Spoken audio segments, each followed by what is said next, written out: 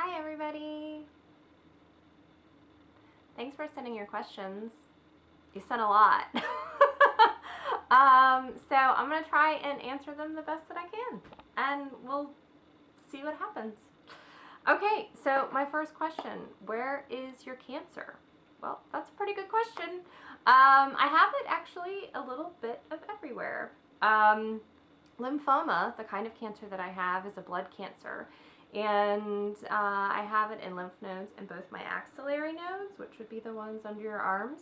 I have it under my collarbone, as well as in my groin and my abdomen. When you have it on either side of your diaphragm, it's automatically called a stage 3. You may have heard the term staging. And then once it reaches your bone marrow, it unfortunately throws it into stage 4, which I have a little bit, just a little bit, like a sprinkling of it in my bone marrow. So technically I have stage 4. The good news is I don't have it in any of my organs. So it's in the marrow, but it hasn't been there for too long. You also hear the term after staging. You'll hear either the term, stage 2A, so you've got your A's and your B's. A means that you have cancer, but it's non-systematic in ways of symptoms that you haven't exhibited to any. If you have B symptoms, it means that that it is inhibiting your life in some capacity. So I actually have stage 4B because I came into this party with a few symptoms. I guess you'd call it a party. We'll call it a party. Namely fatigue, which I've complained about in my blog, in person, on the phone, by text, messenger pigeon, and all ways I have complained about the fatigue. So that I started experiencing actually before any of this even started. So you'll hear the term Hodgkin's lymphoma and non-Hodgkin's lymphoma. Those are the two main types of lymphoma. And there's about 30 or so subtypes of each. So it's a huge variety of different kinds of blood cancers within those two groups. So I don't have the most common form of non-Hodgkin's lymphoma, but I do have the second most common. So it's not rare, but it's not the most common, so I'm somewhere in between. I have what's called follicular non-Hodgkin's lymphoma, B cell. I know, it's like we're all going to med school. But it just kind of translates to, I have the slowest cancer of all of the non-Hodgkin's lymphomas out there, which means that I've probably had this for estimated about 4 to 5 years. So it's super slow, and it's taken years and years to actually progress to where I'm at now. So the good news with that is that if I were to have treatment now or in 6 months, I'd probably be feeling about the same way. I just didn't see any sense in waiting 6 months, so I decided to go ahead and get this party started. So that'll kind of lead into the next question that I received, which was a very brave question, which is, what is my prognosis? So I received my diagnosis on April the 2nd, and when they use the term prognosis, it means what do they think is going to happen? Which I'll tell you, when you hear that you have cancer, is the first thing that you ask yourself, that you ask your doctor, is this going to kill me? Am I going to die? And the answer is no, not right now. This cancer's not going to kill me.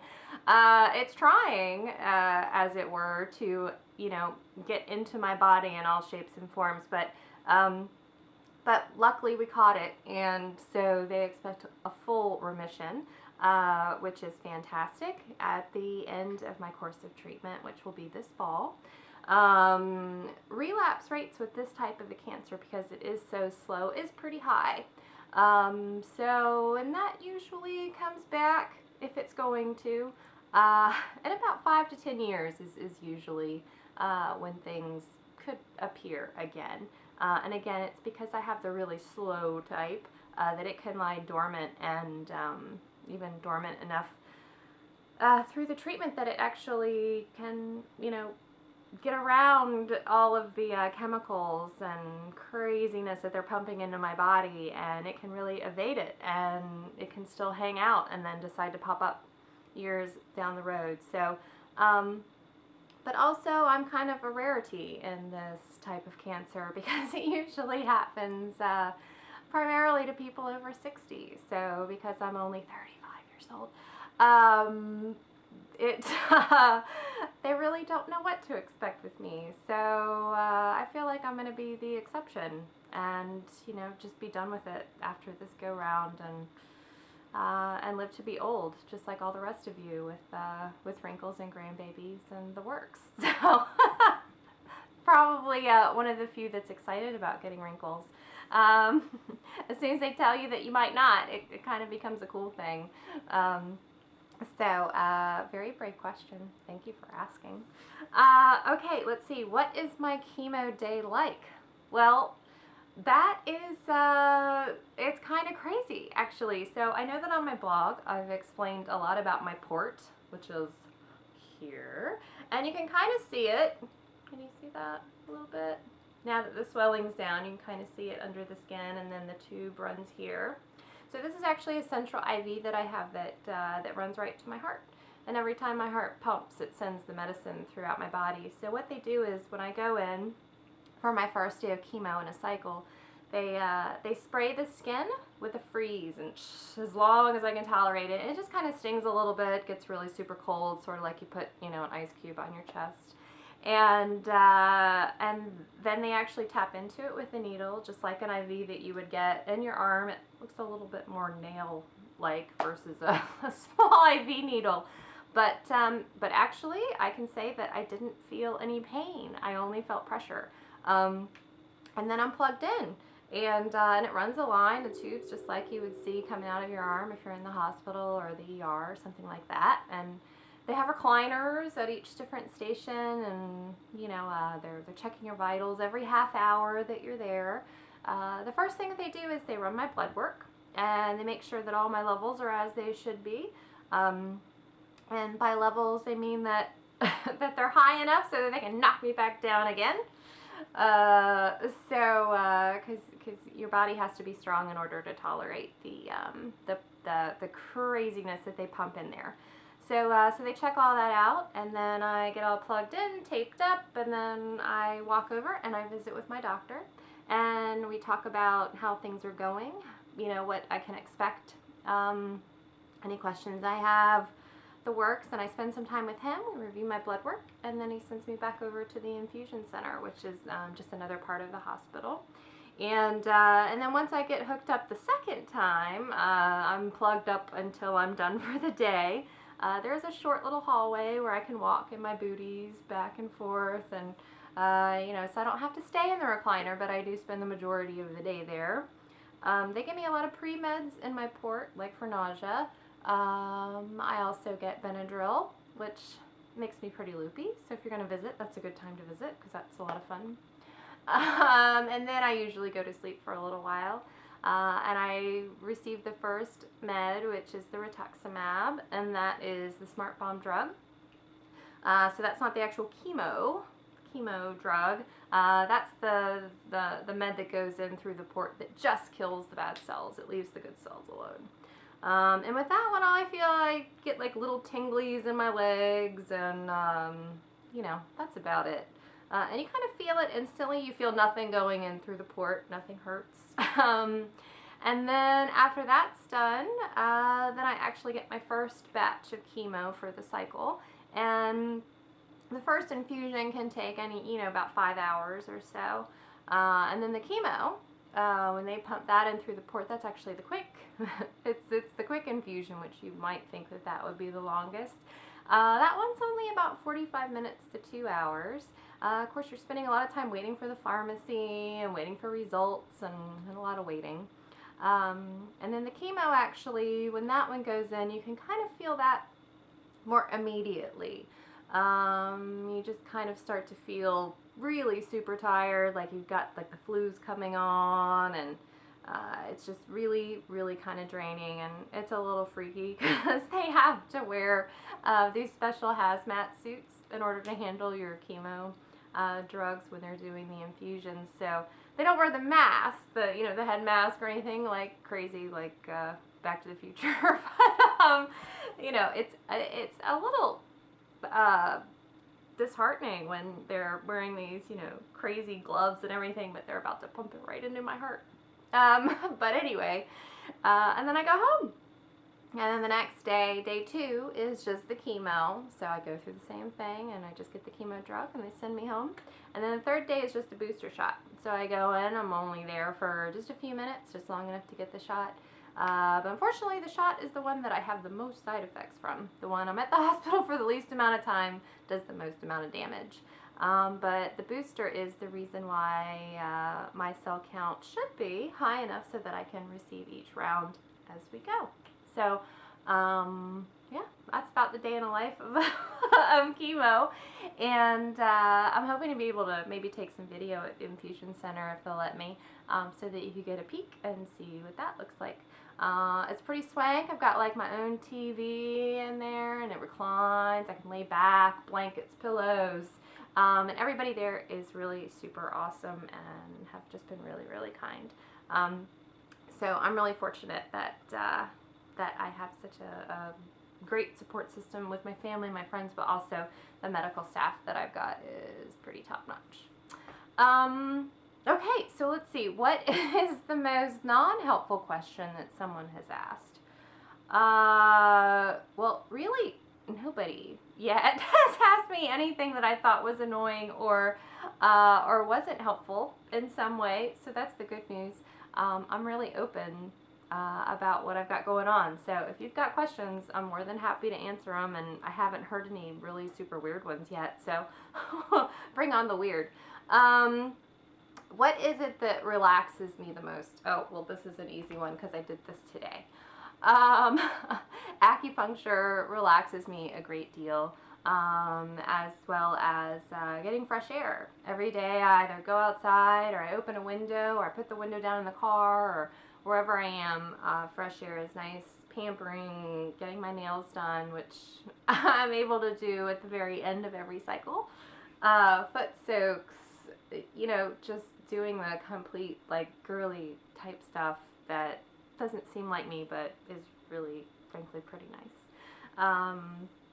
Massages, all that good stuff. So that's what relaxes me. Okay, my port, as I showed, would like to know where it goes to. As I mentioned earlier, it goes to my heart. It unfortunately does not go to Middle Earth. It would be much better if it did. We did just watch The Hobbit, and the second one, that was pretty good. Does it hurt? It hurt a lot when I got it. It hurt a lot after I got it. This is the incision. I'm showing you guys this a lot. A lot of you have also touched it. It has a little triangle. You can feel the 3 points through my skin. And it kind of looks like the top of a stethoscope. Like the top of the stethoscope. And it has a silicone mesh at the top that's what they plug into. So now it doesn't hurt. It's a little annoying because I always know it's there. You always feel this piece of metal kind of in your chest, and it's kind of weird. Sleeping and tossing and turning and not being able to get comfortable, those kind of things are still kind of strange. But it's going to be in there for the next 2.5 years. So I guess I'll just get used to it. But I do appreciate having it because I certainly don't feel anything when I'm at the hospital, which is fantastic because I understand that it can be kind of like a burning sensation with the medicine going in, and I don't experience any of that, nor would I want to. So, so I really kind of love my port. My scar is kind of, it's kind of badass. It's not bad. I think it's kind of cool. Add to the collection that I've got going. What is the most helpful and what is the least helpful? Gosh, there is just nothing that is the least helpful. Everything is the most helpful. Everything. And you know, I'm probably the youngest person at my infusion center by about 40 years. And those, that are elderly, that are going through what I'm going through, I can only hope that they have the same kind of help that I do as I see them, kind of shuffling down the hallways and holding trash cans so that they can make it from point A to point B. And I'm I'm just so crazy fortunate that that's not me, and hopefully it won't be me. But so there really isn't anything there's no amount of helpfulness, even if it's just really small to really big. I've been getting it in all ways. I mean, the fundraiser that my sister started, because my medical bills are kind of every day. It's a little crazy. So just the idea of having some help there, and then now seeing just the amount of generosity is really overwhelming. And so have it be something that huge, to take some financial burden off of me, to something as small as a text saying, "Hi, I love you." It's enormous. All of it is just, it's really, really incredible. So I would say that there's nothing that's the most helpful or the least helpful. Thank you, Nikki, for taking my shopping list to IKEA. I kind of personally really loved this question, which was, what's my favorite sandwich and where did I get it from? I actually have a photo that I'd like to share because I love this question so much. Because as you may or may not know, eating is kind of a tricky thing. It's not always because of nausea as much as just not having an appetite and things don't really taste so good or seem very desirable. So thanks to a few people, we found something that, strangely enough, was something that I could eat almost every morning, even when I didn't even want to eat a saltine. So it is a breakfast sandwich on a bagel. It's an egg, cheese, and turkey bacon bagel sandwich. Now, this sandwich is really special, and it's kind of hard to find because it takes a couple of things. So let's see. It's actually made from some very specific chickens. The eggs. Oh, look. Well, of course I had to throw in a picture of Alice because she got to meet the chickens. But they come from these very specific chickens. I've tried eggs from the grocery store, and well, it's just not the same thing. And here's my girl and her chickens, and she's the reason why I have these wonderful eggs. It's so crazy, but her eggs are so good. And then Mr. Brooks. Mr. Brooks is the one who can make these special sandwiches for me. So you really can't duplicate it, or because I really can't loan him out to make you sandwiches because I need him. So thank you to these very specific chickens, and thank you, Mr. Brooks, for using those specific eggs to make me that very specific breakfast sandwich that I'm able to eat all of, and sometimes wish I had to. Let's see, my last question. I find myself looking for unicorns. Is that okay? Some of you know how the name Team Unicorn came to be, and it started as kind of a joke years and years and years ago, from my sister to me and my sweet cousin Jamie, and it was her really kind of poking fun at us. Yeah. So, when it became what I have today, it just seemed really fitting that Team Unicorn was born. So if you find yourself looking for unicorns, I think that that's perfectly okay.